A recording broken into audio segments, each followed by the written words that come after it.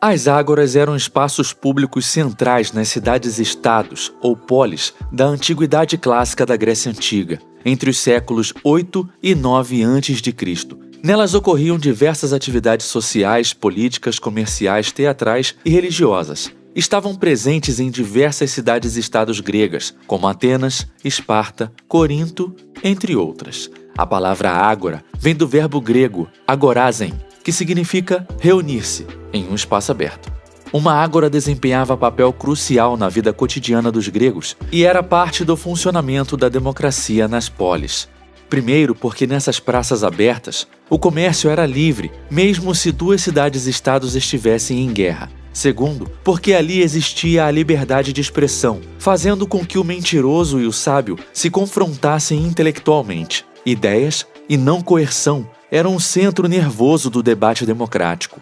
O mundo grego antigo se assemelha muito mais a um ancapistão do que à primeira vista podemos pensar. Cada cidade-estado era independente uma da outra. Não havia um poder central grego e era geograficamente mais fácil para um cidadão votar com os pés, migrando para outra cidade com regras que mais condiziam com suas crenças filosóficas. As ágoras representavam um mercado paralelo. Nelas não havia propriedade intelectual. Muito do que era comercializado passava despercebido pela sanha tributária de governantes. E assim, a filosofia grega prosperou e fincou as bases do mundo ocidental de hoje. Mas antes de continuarmos, inscreva-se no nosso canal. Curta e compartilhe este vídeo. Torne-se membro do L de Liberdade para ter acesso a conteúdos exclusivos. O canadense Samuel Edward Conkin III, ou simplesmente SED III, foi um filósofo político nascido em 1947 e trouxe para o libertarianismo, entre as décadas de 70 e 80, a filosofia do agorismo. Baseando-se no conhecimento das ágoras gregas, ele criou sua estratégia de formar sociedades paralelas e abertas, afastadas do Estado.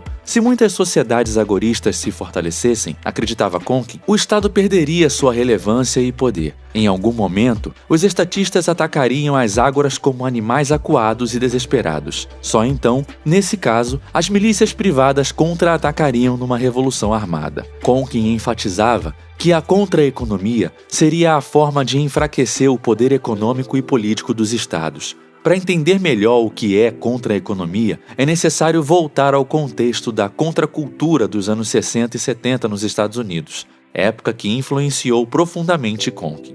A contracultura foi um fenômeno sociocultural de rejeição aos valores convencionais da sociedade dominante. A contracultura emergiu se opondo à Guerra do Vietnã. Os jovens eram contrários ao uso de impostos para financiar a guerra e se recusavam ao serviço militar obrigatório. Concomitante a isso, a contracultura estava inserida na luta pela igualdade racial e os direitos civis, liderada por figuras como Martin Luther King Jr. e Malcolm X. Ideias esquerdistas como justiça social e igualdade foram disseminadas. Do mesmo modo, adveio a revolução sexual. Temas como amor livre e desrepressão sexual de um lado e o surgimento da pílula anticoncepcional de outro permitiram a liberação sexual. Além disso, a contracultura teve influência na vida boêmia, festas, boates e drogas. Gostem ou não do movimento hippie e da nova esquerda, o fato é que se tratou da maior desobediência civil jamais vista nos Estados Unidos. Há quem diga que o catalisador da criminalização de drogas se deveu ao temor de o governo americano nunca mais conseguir recrutar os jovens para o serviço militar obrigatório. O Estado sempre quer jovens produtivos para gerarem receita de impostos e igualmente aptos para morrer em guerras estúpidas, se for preciso.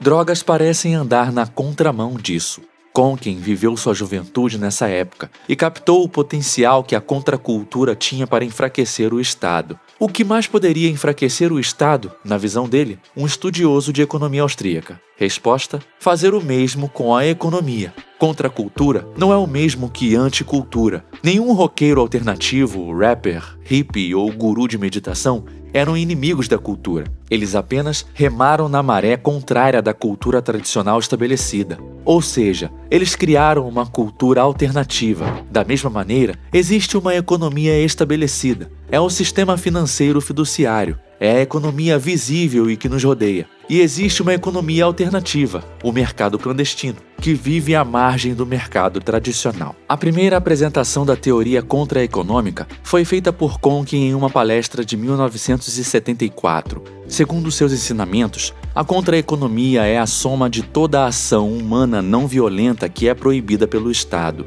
Para Conk, o método correto de se alcançar uma sociedade voluntária é por meio de uma economia subterrânea que favoreça o crescimento do mercado clandestino, aquele que as autoridades estatais chamam de mercado negro. Libertários devem adotar a contra-economia e contra-economistas devem ser ensinados a se tornarem libertários. Eis seu manifesto. Igualmente, contra-economia não é o mesmo que ser anti-econômico. O intervencionismo estatal, este sim é anti-econômico. A contra-economia é apenas a via alternativa que deve ser trazida para o libertarianismo como forma de enfraquecer nosso inimigo, o Estado. Existem 3 tipos de mercado: o mercado branco, o mercado vermelho e o mercado negro. São metaforicamente a luz, o sangue e as sombras. O mercado branco, a luz, é o que está visível a todos. Ele é composto pelas empresas autorizadas pelo Papai Estado. É o capitalismo à nossa volta. Através dele, o Estado suga os impostos. Por estar preso ao estamento coercitivo e burocrático, o mercado branco é todo regulamentado. É difícil prosperar nesse cenário, ainda mais porque o Leviatã inflaciona a moeda de curso forçado. Assim, no mercado dos seres iluminados, entre aspas, surge o clientelismo, ou seja, a tendência de os grandes empresários serem beneficiados por oligopólios criados pelos lobbies políticos. Em contrapartida, esses empresários brilhantes que acumulam poder econômico beneficiam as campanhas desses políticos. As megacorporações esperam que o intervencionismo destrua a concorrência dos comerciantes menores. Elas anseiam também que o povo fique escravizado em dívidas na creditocracia. E é por isso que vemos tantas empresas grandes apoiando governos de esquerda, sabidamente mais intervencionistas e inflacionistas. O mercado vermelho é todo aquele proibido pelo Estado e que está ligado a crimes violentos ou que existam mortes. Quem pratica esse mercado tem sangue em suas mãos. A exemplo são os pistoleiros de aluguel, as clínicas de aborto onde essa prática não é legalizada, o comércio de mercadorias roubadas e furtadas, as empresas fraudulentas que ganham com o estelionato e as pirâmides financeiras. Embora o mercado vermelho não seja sancionado pelo Estado, é consabido que sempre haverá políticos ligados a redes de prostituição infantil, tráficos de pessoas e vendas de órgãos. É muita ingenuidade crer que uma instituição com tantas brechas jurídicas para políticos, tanta gente sociopata no poder, tanto dinheiro envolvido e tanto tráfico de influência não se implicará em comércios de crimes violentos. Mas será que o mercado vermelho não existe oficialmente no Estado? Que tal citarmos as guerras e a indústria bélica financiando terrorismos para começar? E se falarmos das prisões políticas, das censuras, das prisões ilegais sem o devido processo legal com o objetivo de obter confissões? Pirâmide financeira? Ah, sim. Temos a Previdência Social. Estelionatos? Temos uma coleção. O Estado está cheio de sangue inocente nas mãos, enquanto mói liberdades com a aparência de legalidade. Portanto, se a maior parte do mercado vermelho é ilegal, é preciso reconhecer que no Estado existe um mercado vermelho legalizado. Pensando nisso, pode-se ter uma visão mais apurada sobre o mercado negro. O mercado negro, por sua vez, as sombras, é tudo aquilo que exclui o mercado bonitinho e lustroso que o Estado nos deixa praticar, mas exclui também o mercado violento de qualquer natureza. Então, para citar alguns exemplos de mercado negro, temos o tráfico de armas, uma vez que armas não significam violência, mas sim autodefesa contra inimigos e contra o Estado. A contratação informal de pessoas subqualificadas para o salário mínimo. O comércio de passaportes para ajudar pessoas a migrarem de países onde os governos são muito esmagadores. O contrabando de mercadorias que algum Estado faça ser muito caro em suas fronteiras. E a venda de substâncias psicoativas que o Papai Estado não gosta. Mas preste atenção, desde que esse tráfico de substâncias não seja feito por uma gangue violenta e não se venda para crianças e adolescentes. Aliás, se não fosse o Estado proibindo a atividade, esse nicho não mais seria ocupado por narcoterroristas, mas sim por empresários seguindo as leis de mercado. É o mercado operando nas sombras que impede o povo de sucumbir em países com ditaduras opressivas. O que seria dos cubanos se não fosse o mercado clandestino de carne de frango? O que teria sido da Argentina peronista hiperinflacionária na pandemia sem um mercado alternativo de dólares físicos? Muito do que o Estado chama de corrupção não é nada mais, nada menos do que esse mercado contornando as leis imorais de governos tirânicos. Não fosse o mercado negro, a população da Romênia teria continuado por mais tempo na ignorância e na censura promovidas por Nicolae Ceausescu. Aliás, no documentário Chuck Norris contra o Comunismo, é possível entender como a pirataria de filmes em fitas VHS para a Romênia ajudou a população a ficar esclarecida sobre os males da intervenção estatal. A contra-economia prevê medidas como o uso de moeda alternativa, no qual hoje temos o Bitcoin para esse propósito, o escambo e trocas de serviços fora dos registros da máfia estatal, agricultura de subsistência e troca de alimentos in natura que não passam pela inspeção e exigência de suborno da vigilância do Estado, e também a evasão fiscal.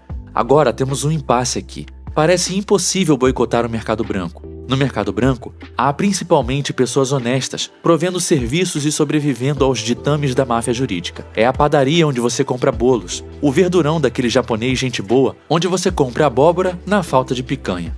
Aquela loja de presentes para você escolher uma lembrança natalina, de modo que não será possível anular o mercado branco. E nesse ponto, talvez seja importante reconhecer outras vertentes do libertarianismo que ingressam no meio político para reformar o mercado branco, diminuindo a intervenção do Leviatã e barrando leis de censura e confiscos. Por mais que um político libertário seja uma contradição em termos, se sua ação dentro do Estado for boa e honesta, ele será como um liberal clássico. Ele se parecerá com Bastiat.